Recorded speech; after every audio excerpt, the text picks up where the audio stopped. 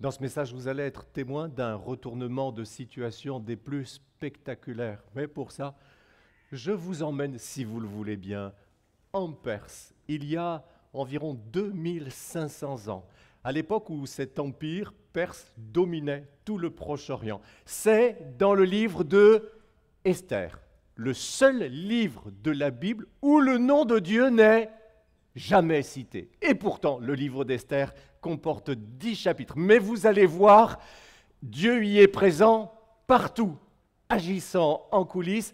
Non seulement Dieu, mais aussi déjà l'ombre de notre Seigneur Jésus-Christ. On lit ensemble dans le livre d'Esther, au chapitre 3, à partir du verset 1er et jusqu'au verset 11. Après ces événements, le roi Assuérus accorda plus d'importance et de pouvoir à Haman, fils d'Hammédatha, l'Agagite. Il lui donna une position supérieure à celle de tous les princes de son entourage. Tous les serviteurs du roi qui se tenaient à la porte du roi pliaient le genou et se prosternaient devant Haman, car cela correspondait aux ordres du roi à son sujet. Mardochée, cependant, ne pliait pas le genou et ne se prosternait pas. Les serviteurs du roi qui se tenaient à la porte du roi lui dirent « Pourquoi enfreins-tu l'ordre du roi ?» Comme ils le lui répétaient chaque jour et qu'il ne les écoutait pas, ils informèrent Haman de son attitude pour voir s'il persisterait dans sa décision. En effet, il leur avait dit qu'il était juif. Haman s'aperçut qu'effectivement Mardochée ne pliait pas le genou et ne se prosternait pas devant lui, et il fut rempli de colère. Cependant, il ne jugea pas suffisant de porter la main contre Mardochée seul. En effet, on lui avait révélé à quel peuple celui-ci appartenait, et il chercha à exterminer tous les Juifs installés dans tout le royaume d'Assuérus, à savoir le peuple de Mardochée. La 12e année du règne d'Assuérus, le 1er mois, c'est-à-dire le mois de Nisan, on jeta le pour, c'est-à-dire le sort, devant Haman pour chaque jour et chaque mois successivement, et le sort désigna le 12e mois, c'est-à-dire celui d'Adar. Haman dit alors au roi Assuérus, « Il y a dans l'ensemble des provinces de ton royaume un peuple unique, bien que dispersé, qui reste bien à part parmi les peuples. Il a des lois différentes de celles de tous les autres peuples et n'applique pas celles du roi. Le roi n'a aucun intérêt à le laisser tranquille. Si donc tu le juges bon qu'on donne par écrit l'ordre de les faire disparaître, ce sont 300 tonnes d'argent que je remettrai aux fonctionnaires pour le trésor du roi. » Le roi retira l'anneau de sa main et le donna à Haman, fils d'Hammédatha, l'Agagite, qui était l'adversaire des Juifs. Et il lui dit, « L'argent et ce peuple sont à ta disposition, fais-en ce que tu voudras. Il y a ici tous les ingrédients d'un complot maléfique, même diabolique. L'orgueil, l'argent, même l'occultisme. L'auteur du complot, c'est Haman. Cet homme est en quelque sorte devenu Premier ministre et c'est un orgueilleux de première. Il faut que tout le monde se prosterne devant lui quand il passe. Le juif Mardochée ne veut pas se prosterner. Alors quand Haman s'en aperçoit, il veut se venger. Il veut laver cet affront. Mais ça ne lui suffit pas que juste Mardochée le paye de sa vie. Non, il va falloir que tout son peuple le paye, que tous les juifs de l'Empire, les hommes, les femmes, les enfants, les vieillards, tous ensemble soient massacrés jusqu'au dernier pour laver cet affront insupportable qui lui a été fait. Tiens donc, Haman trafique avec les choses occultes. Oui, et ça ne m'étonne pas du personnage. Vous avez vu, il fait quoi? Il fait tirer au sort chaque mois et même chaque jour du calendrier pour savoir quel sera le jour favorable selon les divinités pour l'extermination des Juifs. Sauf que le sort tombe sur un jour extrêmement éloigné de celui où on a procédé le tirage au sort, c'est-à-dire 12 mois après. Il y a quelque chose de diabolique qui anime cet homme dans sa haine qu'il a contre le peuple de Dieu. Au verset 10, Haman est appelé l'adversaire des Juifs. Est-ce que vous voulez voir comment agit et comment reconnaître un manipulateur? Regardez Haman, c'est facile. Quand il va voir le roi, il lui cache son vrai mobile, qui est en fait la vengeance personnelle. Il lui fait croire que les Juifs sont un peuple rebelle et dangereux dans l'Empire, alors qu'en réalité, ils étaient inoffensifs, ils étaient soumis à l'empereur. Il déforme les faits pour influencer le roi. C'est un manipulateur de première. Ces accusations sont aussi graves que fausses. Elles sont pure diffamation.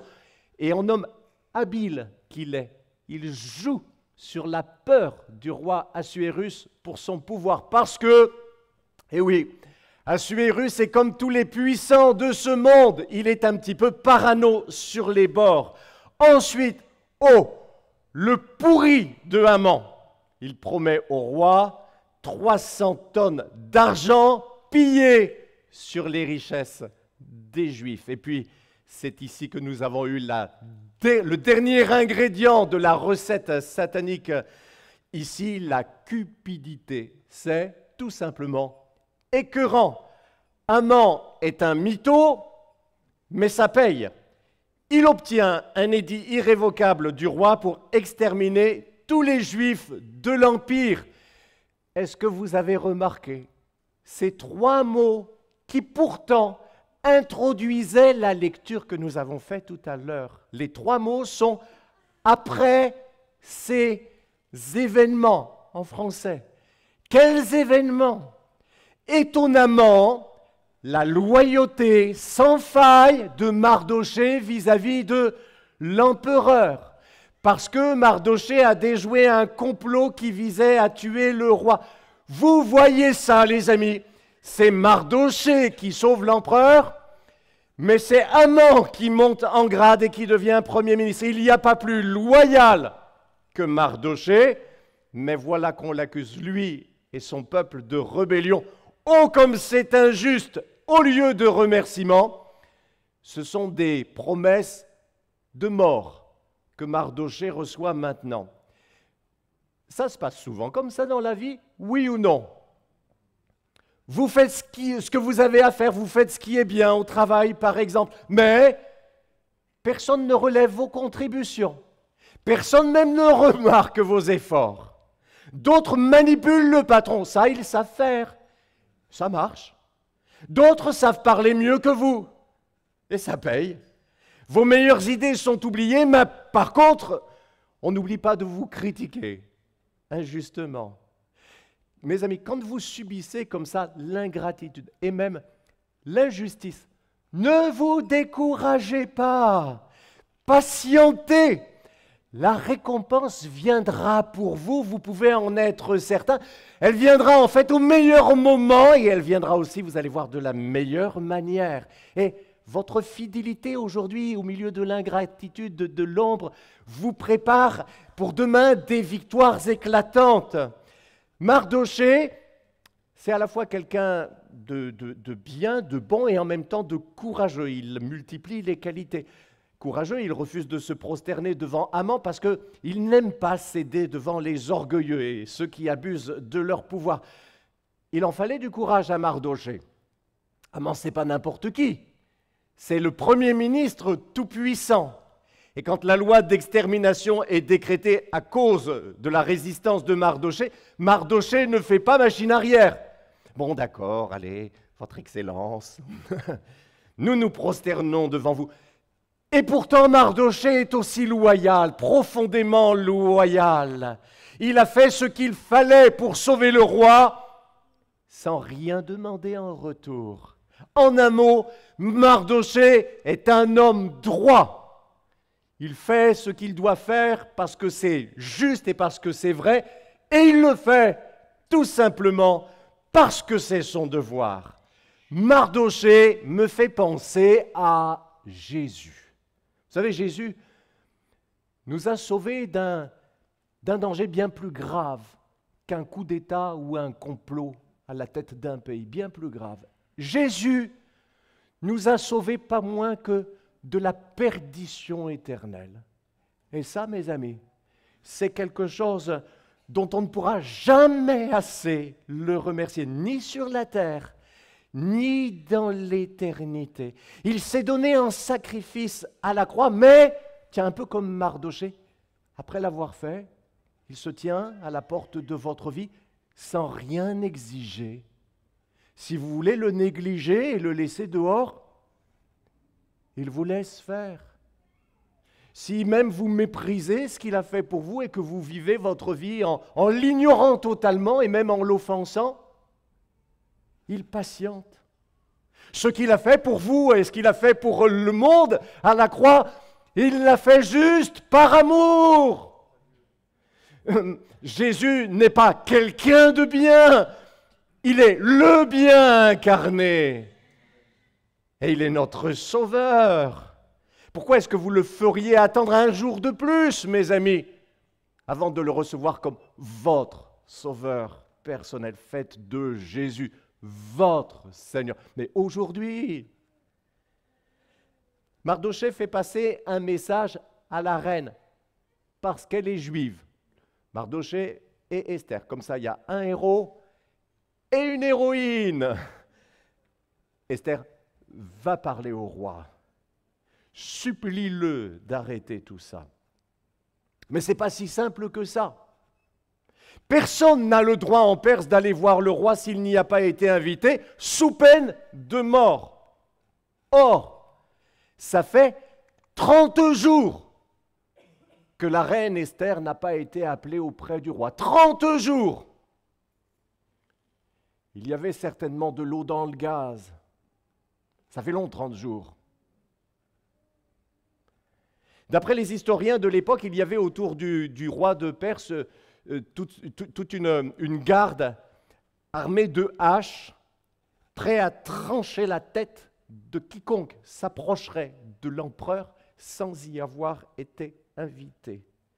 Malgré ça, aujourd'hui, Esther, aujourd'hui, c'est à toi d'agir. C'est ton heure. Il faut que tu parles. Il faut que tu y ailles. Meurs s'il le faut, Esther, mais ne reste pas passive. Sauve ton peuple, agis, et vite. Et qui sait, lui dit Mardochée, qui sait si ce n'est pas justement pour un temps comme celui-ci que tu es devenue reine. Est-ce que vous savez, mes amis, le but de votre vie? Est-ce que vous savez au moins que Dieu a créé votre vie pour un but, pour quelque chose? Non, non, pour plusieurs même, qu'il veut accomplir à travers vous. Est-ce que vous êtes conscient du fait que si vous êtes à la place que vous occupez aujourd'hui dans le travail où vous êtes aujourd'hui, c'est parce qu'en réalité Dieu vous y a placé, même dans votre quartier que peut-être vous n'aimez pas d'ailleurs. Imaginez que vous passiez à côté du but de Dieu. Qui sait, si ce n'est pas pour les circonstances que ton quartier traverse, que Dieu t'y a placé. Imaginez, vous passez à côté de ce but. Dieu voulait se servir de vous. Mais vous vivez pour autre chose. Vous passez vos journées, vos soirées, vos nuits entre les TikTok, les séries Netflix, comme ça. Alors que c'est l'heure de réaliser votre appel, Dieu veut faire de vous son serviteur. Il veut que vous deveniez sa servante. Il n'y a pas pire gâchis que le gâchis de sa vie. Même si vous deveniez millionnaire, vous auriez la plus belle maison, celle de vos rêves. Vous feriez le plus beau des mariages, avec Ken pour les dames et avec Barbie pour les messieurs. Même si tout le monde vous enviait sur la terre, vous auriez tout gâché. Qu'est-ce que vous pourriez dire au jour du jugement? Vous n'auriez vécu que pour vous. Quelle vie misérable. Votre vie n'aura servi à rien. Non, il est temps d'accomplir votre destinée. Vous avez trop longtemps vécu une vie sans valeur, sans but. Vous avez mieux à faire, vous, que de suivre des influenceurs qui ne sont rien aux yeux de Dieu. En fait, le vrai influenceur, ça devrait être vous. Mais oui, vous avez la vérité. Vous avez Jésus. Vous avez le salut. Le Saint-Esprit veut vous habiller et vous revêtir de sa puissance. Dieu a prévu pour vous des œuvres qui auront une valeur éternelle. C'est votre mission, c'est votre destin. Un peu comme la reine Esther. Déjà, rien que dans votre foyer, que vous preniez votre responsabilité comme père, comme mère.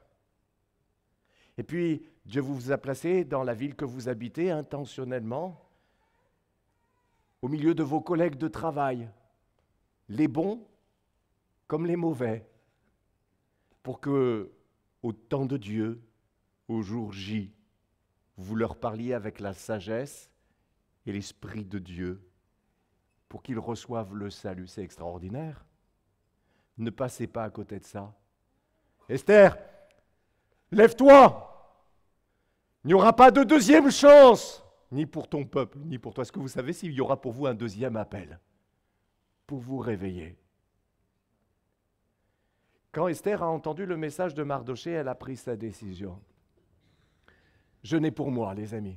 Que tout le peuple jeûne pour moi. Moi aussi, je vais jeûner 3 jours. J'irai me présenter devant le roi pour sauver le peuple. Et si je dois mourir, je mourrai. Elle s'est engagée. Bravo Esther.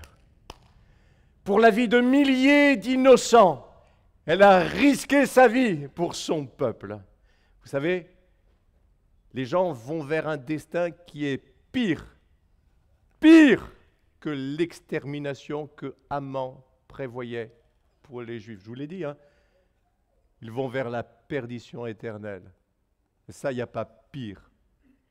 Parce que justement, c'est éternel. Ça dure toujours. Qu'est-ce que vous faites pour eux? Qu'est-ce que je fais pour eux?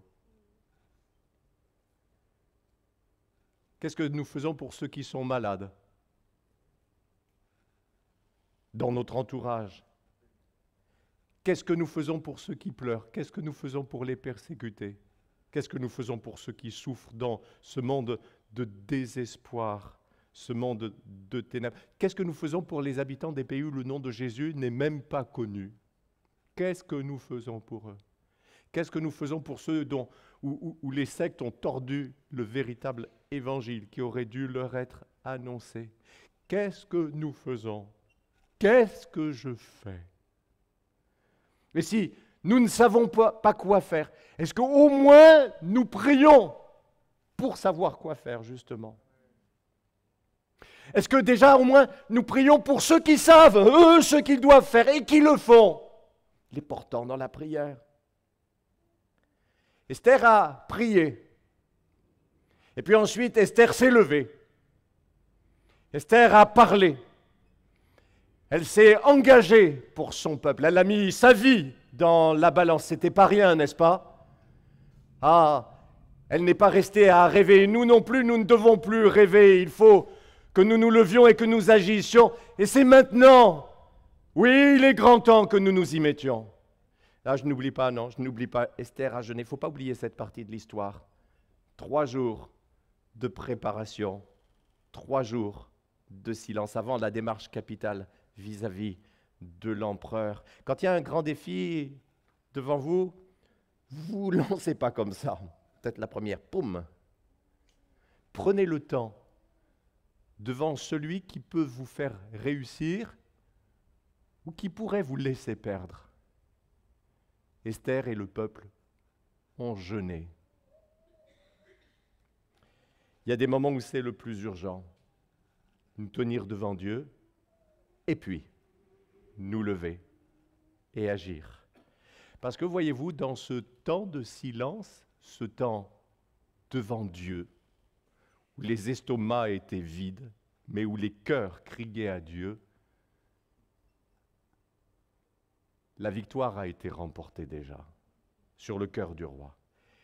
Et Dieu va agir en cet homme pour l'amener à exécuter sa volonté. Vous savez, quand vous jeûnez, vous priez, Dieu peut retourner les cœurs même les plus endurcis. Votre conjoint. Dieu peut transformer sa mentalité. Les pensées tordues de vos parents ou de votre enfant.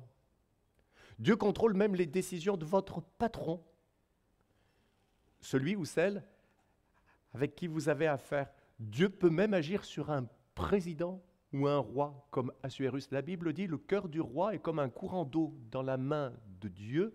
Il le conduit là où il le désire.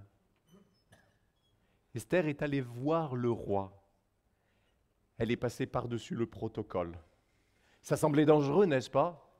Les gardes, armés de haches, tranchantes. Mais parce que Dieu était avec elle, elle a réussi. Vous savez, le courage, ce n'est pas de ne pas ressentir la peur. Ça, c'est juste les fous. Le courage, c'est de surmonter sa peur. Esther a eu peur, elle l'a dit, mais elle l'a fait. Elle s'est levée, elle a parlé. La loi disait que si quelqu'un s'approchait du roi sans y avoir été invité, mais que celui-ci lui tende le sceptre en or qu'il tenait à la main, alors cette personne aurait la vie sauve. La Bible dit juste ceci. Lorsqu'il vit la reine Esther debout dans la cour, de loin, elle gagna sa faveur et il lui tendit le sceptre en or. Quand vous avez affaire comme ça à quelqu'un d'imprévisible, remettez-le à Dieu dans la prière, ça vaut mieux. Quand l'Éternel approuve les voies d'un homme, il dispose favorablement à son égard, même ses ennemis, dit la Bible. Et le soir même, Dieu retourne la situation. Même si, dans le livre d'Esther, à aucun moment, jamais, le nom de Dieu n'est cité. Quelque chose va tout changer. Le soir même, Monsieur, Sa Majesté Assuérus a une insomnie. Et comme il n'a pas TikTok, lui, il demande qu'on lui fasse de la lecture. Il demande qu'on lui lise, tiens donc, allez, les chroniques du royaume. Et là, au fil de la lecture, il entend qu'un certain Mardochée lui a sauvé la vie lors d'un complot destiné à le faire périr. Ah! Et qu'est-ce qu'on a fait pour le récompenser, ce Mardochée, de m'avoir sauvé la vie? Rien, Votre Majesté. Ah! C'est pas la coutume des rois de Perse qu'on leur sauve la vie et puis qu'on les laisse sans les récompenser. Alors du coup, c'est décidé, on va récompenser Mardochée, mais on va le faire bien. On va le faire en grande pompe. Et maintenant, mes amis, je vous parle de celui qui est le personnage principal du livre d'Esther. C'est pas Esther, c'est pas non plus Mardochée.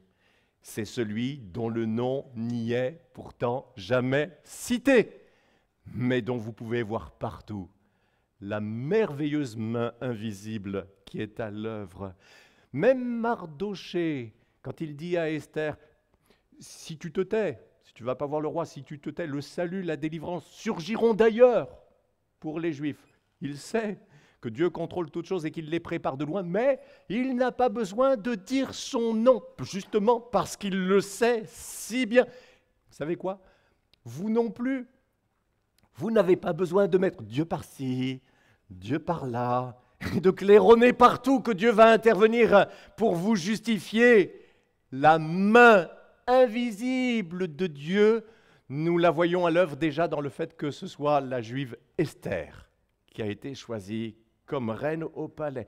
Comme Mardochée le lui a dit, qui sait si ce n'est pas pour un temps comme celui-ci que tu es devenue reine. Ensuite, dans le fait que quand Mardochée se présente devant l'empereur sans y avoir été invité, le roi l'a regardé avec bonté, elle a trouvé grâce à ses yeux. Encore dans l'insomnie du roi, pour qu'il se souvienne maintenant de récompenser Mardochée. Mais également dans le fait qu'à l'époque, on n'avait pas récompensé justement Mardochée. Vous savez pourquoi? Pour que ça arrive seulement au moment où ce sera vraiment et pleinement nécessaire. Tiens donc, la main visible de Dieu, même dans le fait que quand Haman a fait tirer au sort de façon occulte pour savoir quel jour il fallait faire périr les Juifs, le sort est tombé 12 mois plus tard. Comme ça, le peuple de Dieu a eu le temps de se préparer et de réagir face à ce plan diabolique. Allez, je reviens à Haman. C'est pas que je l'aime bien, mais il est dans l'histoire. Il n'en peut plus de voir que Mardochée ne se prosterne pas devant lui. Alors du coup, il change d'avis.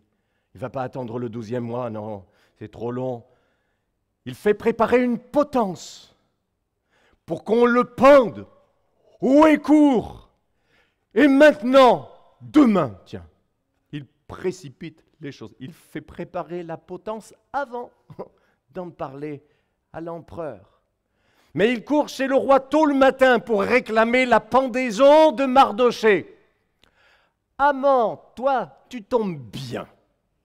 Toi qui as toujours de bonnes idées, dis-moi, qu'est-ce que le roi doit faire pour quelqu'un qu'il doit honorer et qu'il veut élever en dignité? Là, Haman ne se sent plus. Il s'y voit déjà. Il imagine une cérémonie démesurée, glorieuse, une mise en scène à sa mesure, rien que pour lui. Parfait, Haman, c'est bien. Fais comme tu as dit pour le juif Mardochée. Et dépêche-toi. Vous avez bien entendu, hein? Pour le juif Mardochée. C'est Haman qui va honorer publiquement Mardochée. Voilà ce qu'on fait pour celui que le roi veut honorer. Entre nous, ça sent le sapin déjà pour Haman. On ne peut pas imaginer pire humiliation? Eh bien si. Il y a pire qui l'attend. Et Mardochée, enfin récompensé, enfin mis à l'honneur. Bientôt, sa vie et celle de son peuple seront épargnées. On ne peut pas imaginer meilleure récompense? Et pourtant si. Oui, bientôt, Mardochée sera Premier ministre à la place de Haman. La récompense de Mardochée est venue au bon moment, le meilleur, et de la meilleure des façons. Je voudrais juste vous dire ceci, vous qui croyez en Dieu et qui vous attachez à son Fils Jésus-Christ. La récompense viendra aussi pour vous. N'en doutez pas, au bon moment et de la meilleure des manières. Il y a des personnes dont les fautes sont évidentes avant même qu'on les juge. Pour d'autres, on ne les découvre que par la suite. Il en est de même des bonnes actions. Chez certains, elles sont immédiatement apparentes, mais là où ce n'est pas le cas, elles ne sauraient rester indéfiniment cachées. Si vous n'imaginez même pas comment Dieu pourrait faire pour vous récompenser, soyez sûr qu'il le fera, soyez sûr qu'il aura le dernier mot. Dieu a préparé des plans pour intervenir à son heure, et là il agit d'une façon magistrale. Dieu fait toutes choses belles en son temps, dit la Bible. Ça veut dire que pour votre vie, il a établi pour chaque événement le meilleur moment, le meilleur, celui qui convient le mieux, qui convient d'une façon parfaite à votre bien. C'est votre Dieu, le temps parfait. Allez, un mot sur la potence où Haman voulait faire pendre Mardochée pour le plaisir de la vengeance, le voir mourir dans d'atroces souffrances. Une potence de 25 mètres de haut. 25 mètres, c'est beaucoup, hein? C'est comme un grand immeuble. Comme ça, on le verra de loin. Son humiliation sera publique, retentissante. Mais Dieu a renversé la situation. Et tout s'est joué d'un coup, d'un seul, en une seconde, où l'espoir et le désespoir ont changé de camp. Vous savez, un peu comme deux équipes de foot qui sont sur le terrain à la mi-temps, on change de partie de terrain. Cette fois, on va jouer avec le vent dans le dos pour marquer des buts jusqu'à la victoire. C'est Haman qui a été pendu haut et court à cette potence qu'il avait préparée pour Mardochée. Vous savez, ce bois me fait penser à la croix où les adversaires de Jésus, que dis-je, où l'adversaire de Jésus voulait en finir avec lui dans sa haine. Mais c'est précisément là que la situation s'est renversée. Vous allez me dire différemment? Oh oui, bien sûr. Parce qu'il a fallu qu'il y aille, lui, Jésus, sur le bois. Oh oui, il y est allé. Oh oui, il y a souffert. Mais là, il a désarmé toute autorité, tout pouvoir, les donnant publiquement en spectacle, quand il les a traînés dans son cortège triomphal après sa victoire à la croix. À la croix, il y a eu le plus grand retournement de situation que le monde ait jamais connu. C'est là que peut-être la défaite, l'humiliation étaient les plus apparentes, mais c'est là que ça s'est changé dans le plus grand des triomphes. Après le calvaire, Jésus est ressuscité. Dieu peut retourner toutes les situations de votre vie, comme il l'a fait pour son Fils, Jésus-Christ, votre Sauveur. Même quand ça vous semble impossible. Même quand vous dites, c'est trop tard. Non, c'est pas trop tard.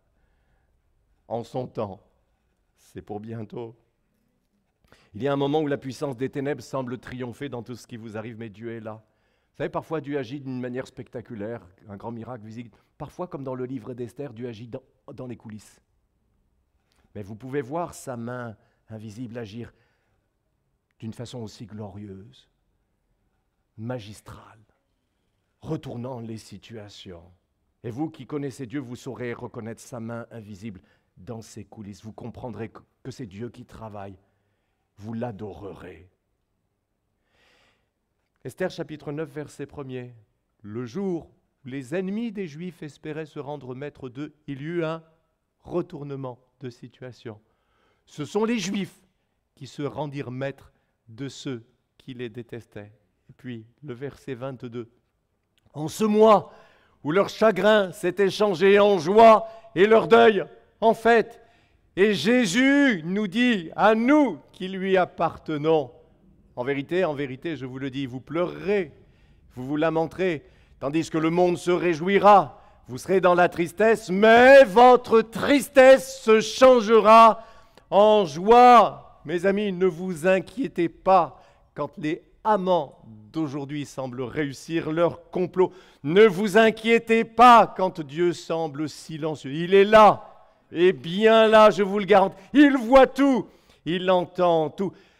Ils peuvent manipuler les hommes, mais ils ne manipuleront pas Dieu. Il aura le dernier mot. La Bible dit, quand il ouvre la porte, personne ne peut fermer. Aucun complot ne pourra jamais prévaloir contre ceux qui sont dans la volonté de Dieu. Aucune accusation, aucune lettre, aucun mail, aucune décision humaine ne limitera jamais Dieu. Aucune épreuve n'abattra jamais les siens. Dans toutes ces choses, nous sommes plus que vainqueurs.